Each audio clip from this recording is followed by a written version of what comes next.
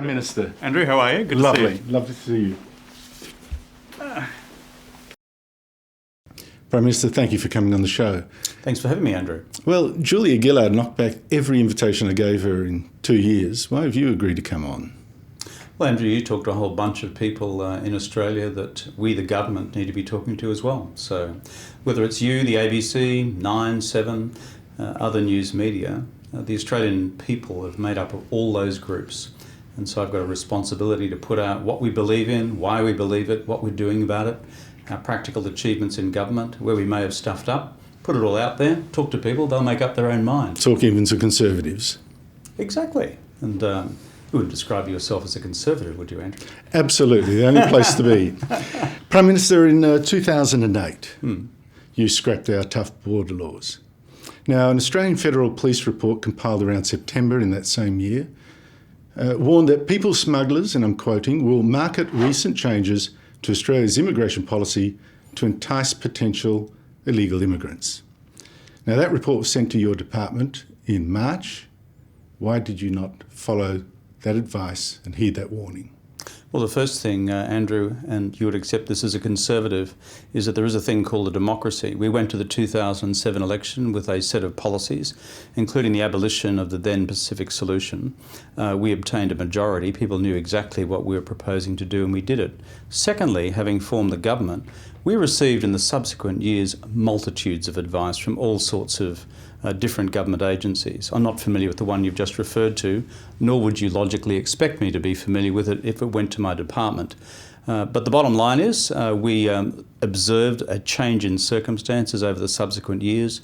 And as I've said elsewhere, probably around the 9-10 point is where we should have adjusted policy earlier. I'm saying, though, that that warning was sent to your department in March of 2009, only months later. Again, in 2008, the year you did this, the International Organisation of Migration, the head in Indonesia, warned people smugglers have clearly noted there has been a change in policy and they're testing the envelope. Wasn't scrapping the border laws your most catastrophic mistake? As I just said before, we operated on the base of the mandate we received from the Australian people in the 2007 election. And had we not done so, you and others would have criticised us for not honouring our word to the Australian people. Secondly, circumstances then changed. Well, they did change. I've quite readily admitted that we should have adjusted probably in the period of 9-10 or begun to adjust. And I've got to say 2020 hindsight is easy. And whatever the reports... That's not hindsight, these were warnings. One of the reports that you've referred to, or both of them in fact, would have been part of a multitude of reports coming to the government with differing analyses of what was transpiring at the time. And you know as well as I do, if you run a government, you head a government, you don't see all the reports which come in, they're assessed by your agencies, and there would have been many of them. Well, you're saying that you were doing merely what the voters had asked you to do in 2007. It's called the democratic mandate. Well, before the 2007 election, you said Labor's policy is that if people are intercepted on the high seas, then these vessels should be turned around. Maybe the voters expected you to honour that promise. Well, what we discovered subsequent to the election period and after long consultation with officials is that, and this is the reality which Mr Abbott faces today, is the instruction given to people smugglers out there on the high seas is that if you are about to be turned around by an Australian vessel, go out and sink the boat. And that's precisely the modus operandi which many of them have adopted, and therefore it proves to be an impractical policy. The further thing is this: when the government of Indonesia has made clear its policy that it doesn't accept that proposition of turning back the boats, you run a second risk as well. And I don't think your listeners or viewers would necessarily want a conflict with Indonesia, which could have the capacity of expanding into something broader. A conflict with Indonesia? I think they've denied that was likely, the Indonesians. But look, now I think what the Indonesians said, Andrew, was that they opposed unilateral action. Mr Abbott's policy is unilateral action, and that is very clear-cut in various statements, both by the Indonesian president with myself in Bogor in Indonesia recently, and subsequently by other ministers of the government. Aren't the Indonesians unhappy with the unilateral action that you have just taken, making a deal with PNG that they were not warned of? I spoke today, in fact, or in recent days, with both the Indonesian president and with their foreign minister, long-standing friends of mine. Our Foreign Minister Bob Carr was in very early dialogue with Indonesians about our proposed course of action with the regional resettlement arrangement, as you'd expect between friends and partners. We actually know how to work with our friends and partners in the region in a very complex situation affecting many countries around the world. I think what you've seen in recent days is Mr Abbott not being able to work with Papua New Guinea, given the statements which have been put out by their High Commissioner in Canberra and, in fact, by their Prime Minister in Port Moresby. Well, can I talk to you about your PNG deal? Now you promise that you will send every boat person to Papua New Guinea. Now, since you've made that threat, boat people have kept arriving.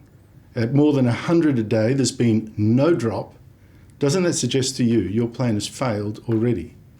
Well, Andrew, as you know from the statement I made only a little over a week ago at the time of announcing the regional resettlement arrangement, I said very openly on day one, number one, don't expect an immediate reduction in boats. Right, when can we expect that reduction? Number two is what I said, people smugglers will then seek to test the government's resolve in the implementation. Testing it. So when will we'll then seek we to see test the this people's work? will then seek to test the government's resolve, and we are not for turning. Our policy is very clear. If you're a people smuggler and you seek to bring people to Australia by boat to Christmas Island, then know this, you will not be settled in Australia.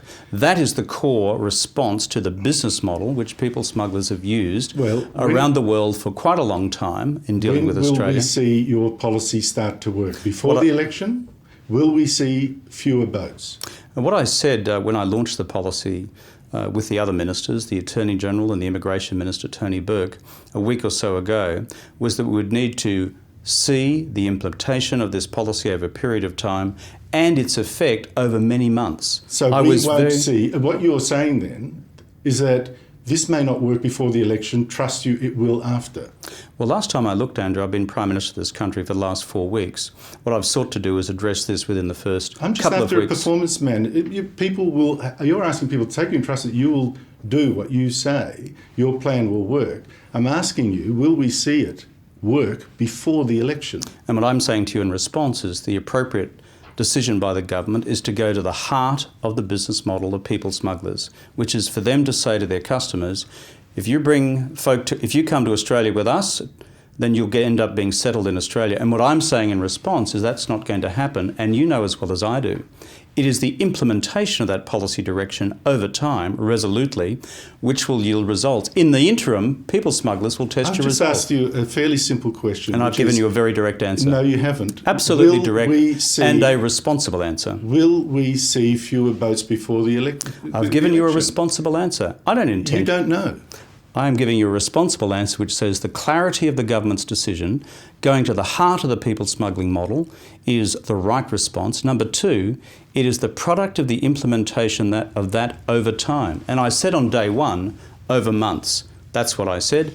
And we'll see... Well, what you're saying is we won't know before the election if this works. Can you tell me, do you know how much extra this deal will cost us? And if you do know, can you tell us now?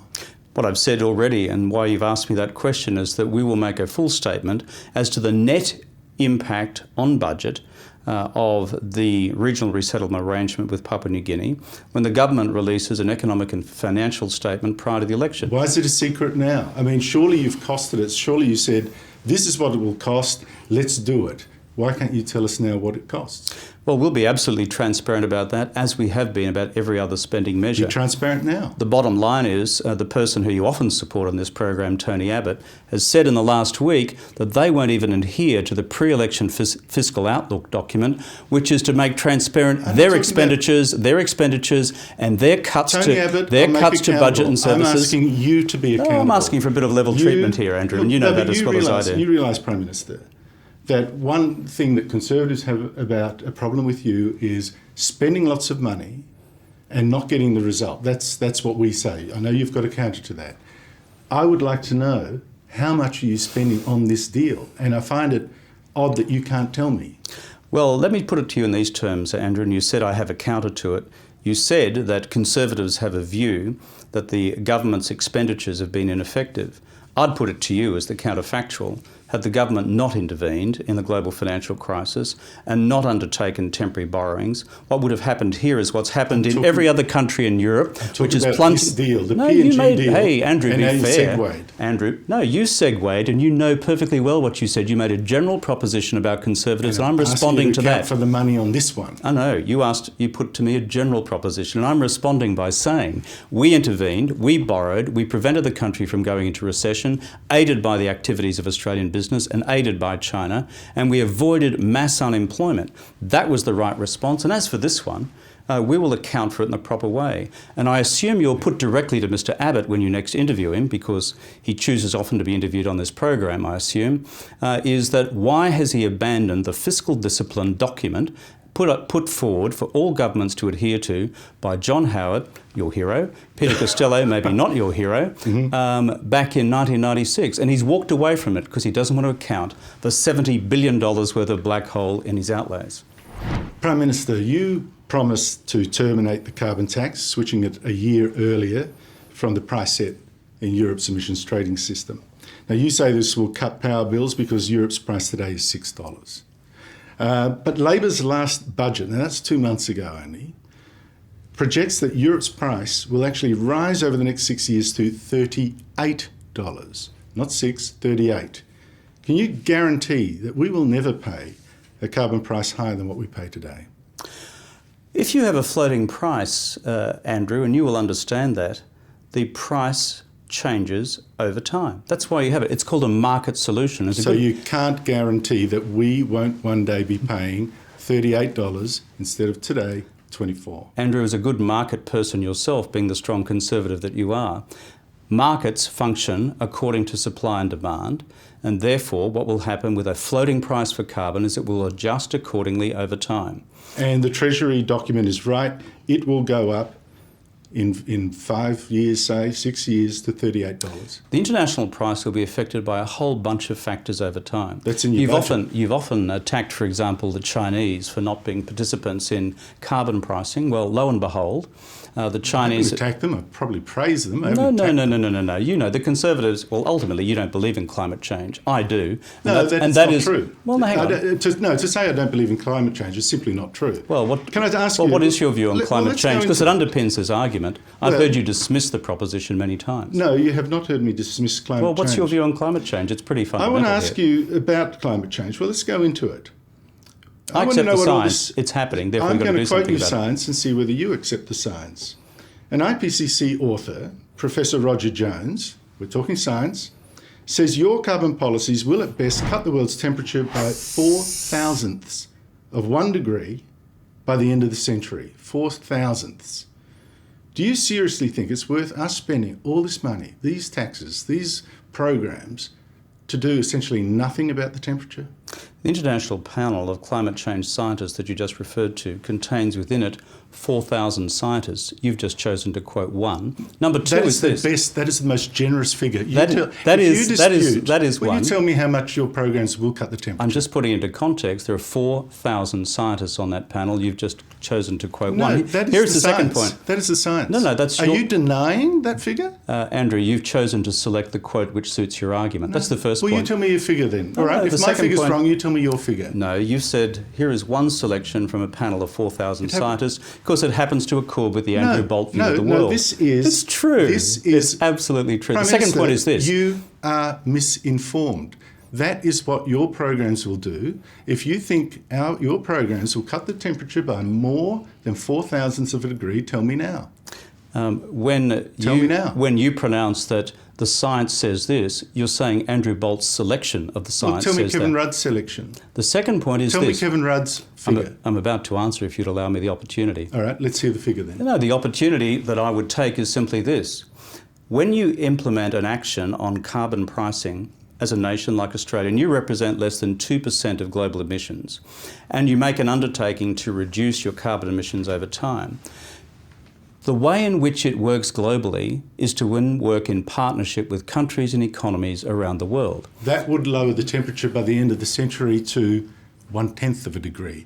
I'm That's just according asking you, to that's can I ask according you to more your science? No, it's according More to your science. selection of the science. No, that's IPC science. No, it's the One more Andrew question on Bolt the selection science. of 1 of 4,000 scientists. As soon as I hear Kevin Rudd's selection of the science, I'll be impressed. Well, the science says I'll that be impressed. the Here science is says the that you science. actually act in concert with other economies. And just if gave you the figure. your argument is that if Australia bows out and does nothing, that therefore all economies around the world would simply say, well, we have a responsibility, ask you but they about the don't. science. We're Do you all in this accept- together. It's one planet. Another IPC scientist, Hans van Storch, I'm sure you've heard of him, very prominent, has said that there's been essentially no warming for 15 years. In another 5 years, if there's no more warming, he'll have to reconsider the global warming theory. Will you reconsider your adherence to global warming theory if there is no more warming for another 5 years? There are two sources of authority that we should listen to because we pay them for their best and considered advice.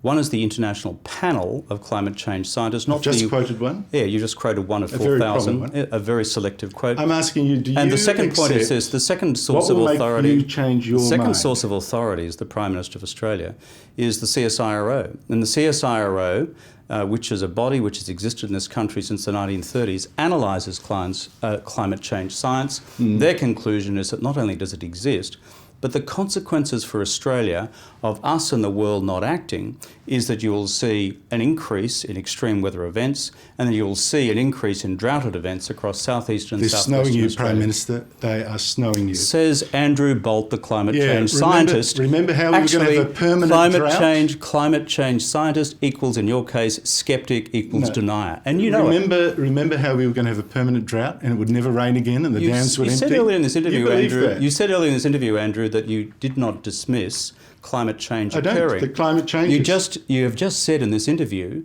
that no change is occurring and it won't. That's what I didn't you said. say it won't occur. I never said that. And if I had, So, no. so Last question, Prime therefore, Minister. what's your view on climate change? Last question, Prime Minister. I think your listeners, your viewers, deserve to know whether you believe it Why don't we exists or come not. back and have a whole program on this? I'd love to do it. Prime Minister, to finish on, in 2007, Labor under you promised to turn back the boats. It promised to stop reckless spending. In 2010, Julia Gillard promised no carbon tax and a budget surplus this year. All those promises and a lot more were broken. What are you going to do to make people trust your promises now? The first thing I'd say is that climate change, building on where we've just been in this discussion, is real. It requires action called putting a price on carbon. What I put forward was a floating price way back when, rejected by an ungodly cabal of the Liberals and the Greens. And subsequently, Julia Gillard at the beginning of the last parliamentary term, or this parliamentary term... No, I'm not asking you to justify the promise. I'm asking you about how you go about rebuilding trust. Because if you're engaged in a discussion about trust, understanding is important in terms of how we've arrived at, where we've arrived at. I believe in climate change, you don't. I do. Well, actually, you keep misstating it, but you keep going. Well, you've never explained to anybody why you believe it and what you think should I've be done. written many articles. I'll send the best 10 to you. Well, why don't you? Secondly, in terms of our action on climate change, I've been clear-cut from day one. A floating price is the best way. That was rejected by the Liberals and the Greens, despite the fact it was the least expensive way to go. Number two, on the question of asylum seekers that you raised, we have had to adjust our policy over time, and I make absolutely no apology whatsoever for our current policy settings because the world around us has changed. And number three, you spoke about expenditure disciplines. I would simply go back to the point, Andrew, that within 9 months of having been elected, the global financial crisis erupts, the largest economic crisis the world has seen since the Great Depression, from which many economies in the world have yet to recover. We actually invested, we borrowed to do that, and the result was not only do we have new modern facilities and schools around Australia, but we didn't go into recession, we don't have mass unemployment, and we have among the lowest debt and deficit levels in the world with a AAA credit rating, despite what Mr Abbott may say on your program. Prime Minister, thank you so much for joining me. I hope you didn't regret it. No, I'm happy to come back.